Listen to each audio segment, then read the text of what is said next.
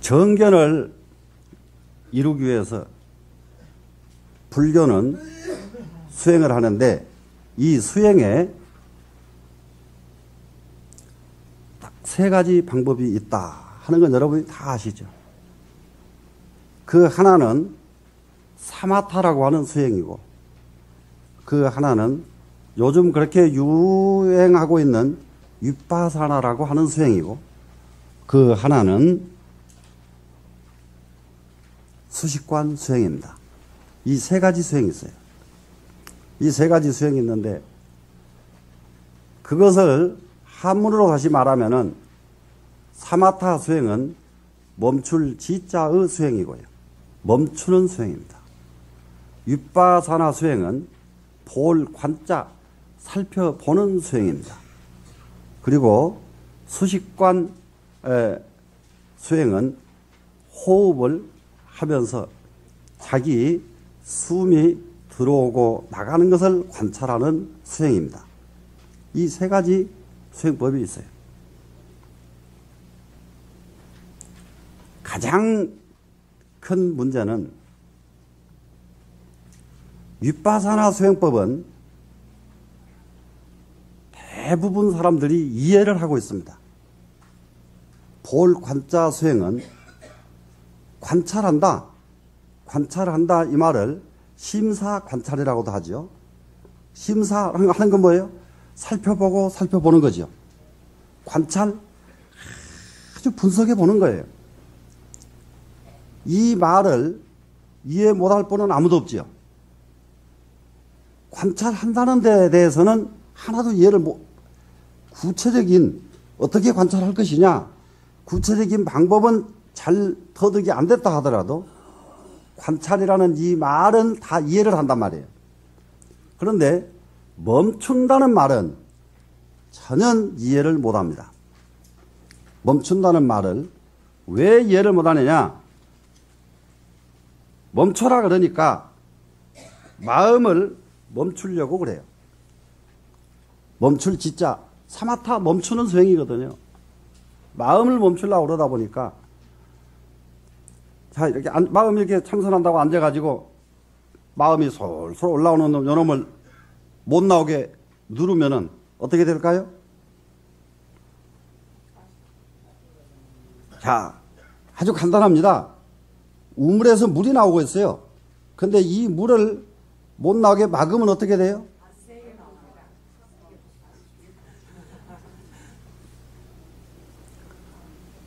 우물을 가만 놔둬야지 그걸 못 나오게 막으면 수행이 되겠어요? 안 되겠어요? 멈출 지자를 그와 같이 잘못 이해하고 있는 데서 문제가 있습니다.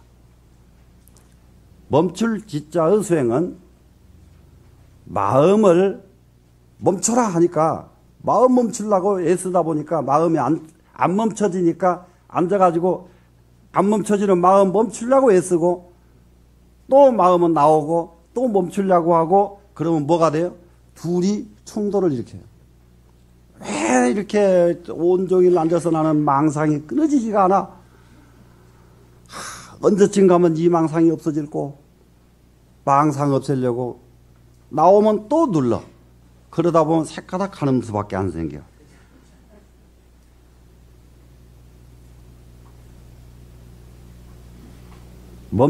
왜 이거를 마음을 멈추려고 덤벼드느냐? 마음은 멈출 수 있는 것이 있을 수가 없어요. 멈출 지자는 부처님께서 친히 수행하시던 수행법입니다.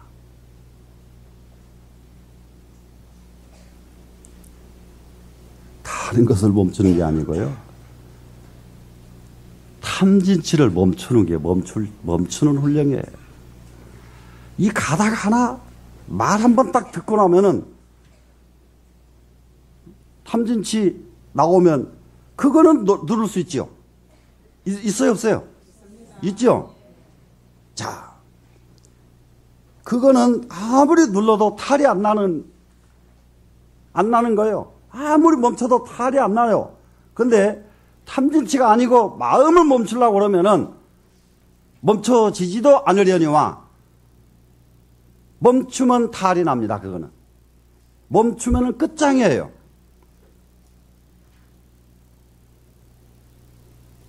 탐진치가 멈추는 거예요. 부처님께서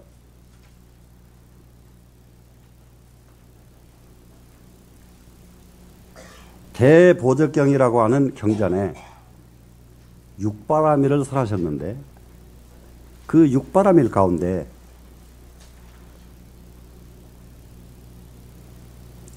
인욕바라밀이 있습니다.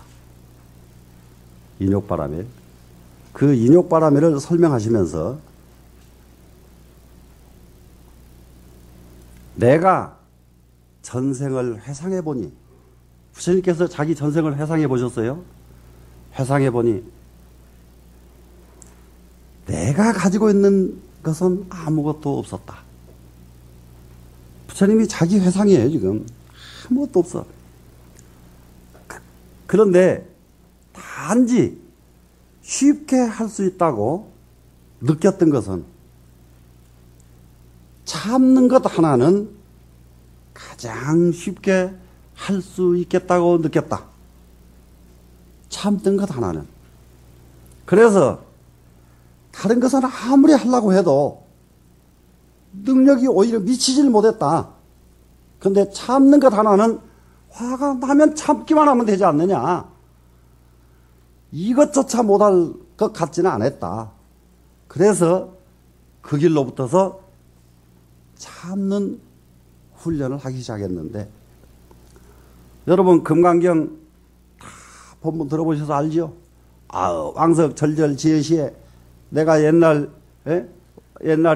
사지 마디마디를 다 가리왕한테 잘렸죠? 잘렸는데도 그때도 화가 조금도 난 일이 없다고 말씀하셨죠? 화내는 걸 이렇게 참으셨잖아요.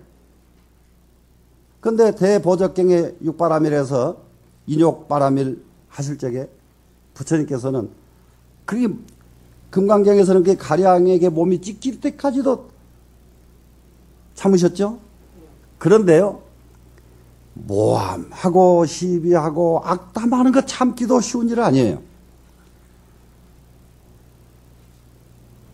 공자가 자기 제자를 올바로 만나가지고 공자라고 유명해지기 전에 가장 어려웠던 점이 뭐냐? 공자가 말만 하면은 벌떼같이 일어납니다. 지가 뭔데 그런 소리를 하느냐? 천지사방에서 일어나요. 왜 말을 못해? 공자가 말만 하면은 막 벌떼같이 일어나 버리니까.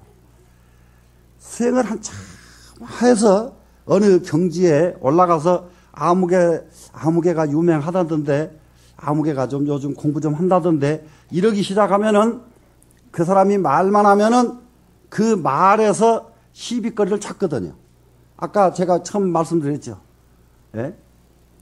본래 차별이 없는 가운데서 차별을 찾아서 차별을 만들잖아요. 시비가 없는 가운데 시비를 찾아서 시비를 하잖아요. 그래 공부가 좀 된 사람 아무개 그러면은 말만 하면은 그 말 중에서 꼭 꼬투리를 찾아내가지고 시비를 하거든요. 부처님께서는 금생에는 그런 일이 없어요. 전부 전생에 그런 일을 다 겪으셨거든요.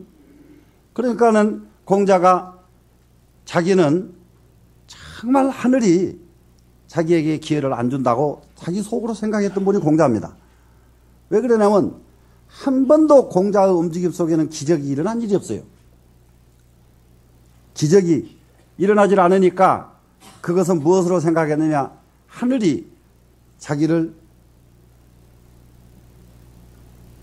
받아들였다면은 공공한 일이 생기면은 다 하늘이 자기를 받쳐줘야 되고. 근데 그런 일이 한 번도 안 생기거든요.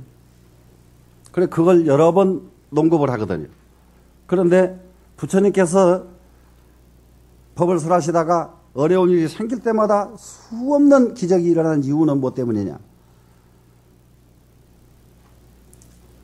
그 이전 단계를 전생을 수없는 생을 거쳐가면서 다 이미 털어내버리셨기 때문에 부처님께서는 금생에는 그런 역경 고난이 오질 않습니다. 그런 고난이 오려고 하면은 기적이 일어나 버려요.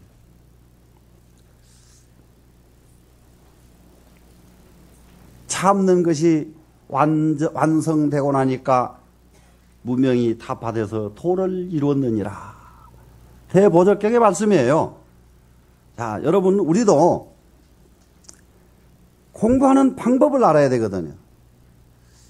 나는 베푸는 것을 가지고 한번 내 없더라도 내 몸뚱이, 내 머리카락, 손톱, 발톱이라도 잘라서 나는 다 베풀겠다.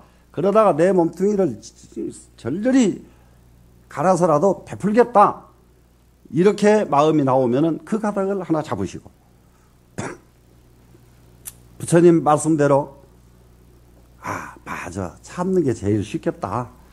여러분도 그 말씀에 공감이 가거든. 오늘 이후로는 진짜로 화내면 안 됩니다. 하실 수 있죠? 제일 쉽잖아요.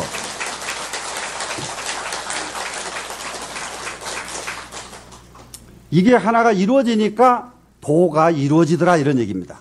부처님께서는